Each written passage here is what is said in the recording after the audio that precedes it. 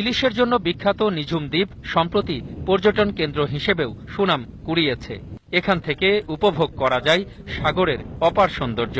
সবুজ বন, হরিণ আর নানান রঙের পাখি মন ভুলিয়ে দেয় পর্যটকদের। বনে হিংস্র কোনো প্রাণী না থাকায় নিঝুম দ্বীপ নিরাপদ এক বিনোদন কেন্দ্র।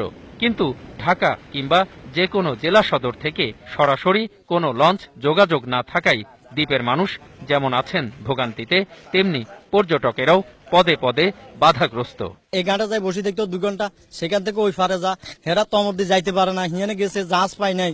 এবার উত্তরাঞ্চলে যাবো, হাতের উত্তর মাথা যাবো, হিয়ানে গেছে, হিয়ানে বোট নৌকা নাই, বদ্ধ বোর্ডিং এ থাকতে হয়, হোস্টেলে খাইতে হয়, নকের হাত ফাও সিফি হইলে একজন বাসায় নিয়ে থাকতে হয়। এই টিভি কোম্পানির টাকা দিতে হবে 1000, টাকা তো এত টাকা নাই, গরিব মানুষ, গরিব হলে ঢাকা কেন নট। আমরা অসহায় লোক, কি বলবো তাদের, দাদা মেন অফিসাররা আছে, ইয়ার আছে, বেটা নামে যাবেন।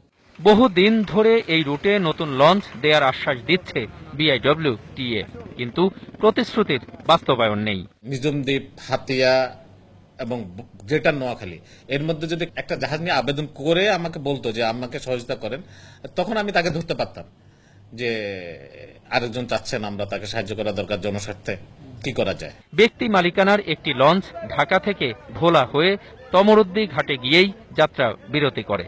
এখান থেকে চাঁদের গাড়ি, ইজি বাইক কিংবা ভ্যানে করে মুক্তারিয়া ঘাট, এরপর ট্রলারে চেপে নিঝুম দ্বীপ।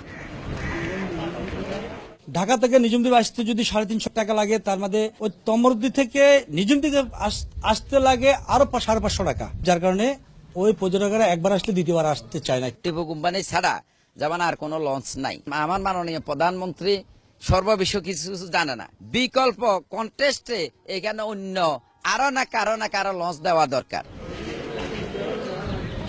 দীর্ঘদিন ধরে হাতিয়া নিঝুম দ্বীপের মানুষ ঢাকা থেকে সরাসরি জাহাজ চলাচলের দাবি জানিয়ে আসলেও তা পূরণ হয়নি আজও।